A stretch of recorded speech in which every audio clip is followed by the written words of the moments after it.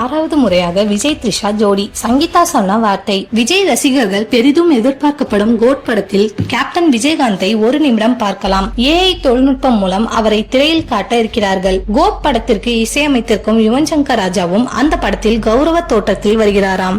இசையமைப்பாளர்கள், இயக்குநர்கள் தாங்கள் பணியாற்றும் படத்தில் தலையை காட்டிவிட்டு செல்வது புதிய விஷயம் அல்ல.